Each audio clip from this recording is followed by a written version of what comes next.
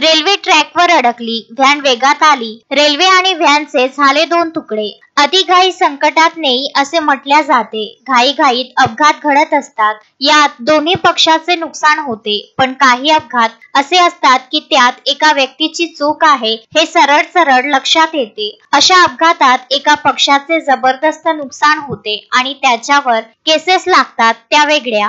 या अपघातात देखील व्हॅन चालकाचा दोष असल्याचे स्पष्ट दिसत आहे. चालकाची एक चूक इतरांच्या जीवावर बेतू शकते. त्यामुळे तुम्ही रस्त्यावरही अनेकदा पाहिलं असेल की ठिकठिकाणी अतिघाई संकटात नेई, अतिघाई जीव जाई अशा आशयाचे बोर्ड लावलेले पाहायला मिळतात. तरीही काही चालक घाईत नको त्या गोष्टी करून बसतात. सध्या सोशल मीडियावर एका भयंकर अपघाताचा व्हिडिओ व्हायरल होतोय, ज्यात चालक रेल्वे फाटक बंद होत असल्याचे पाहून देखील गाडी आत घालतो. गेट बंद झाल्याने ट्रॅकवर ट्रेन धडधड करत येत असते, पण व्हॅन चालकाला निघण्यासाठी मार्गच नसतो. त्यामुळे तो व्हॅन ट्रकवर उभी करतो. तितक्यात वेगाने आलेली ट्रेन व्हॅनला धडक देते. धडक इतकी जोरदार असते की व्हॅनचे अक्षरशः तुकडे तुकडे होतात. हा अपघात इतका भयंकर आहे की तो पाहून तुमच्याही अंगावर काटा येईल. या घटनेचा व्हिडिओ वाऱ्याच्या वेगाने व्हायरल होत आहे. व्हिडिओत तुम्ही पाहू शकता की एक पांढऱ्या रंगाची व्हॅन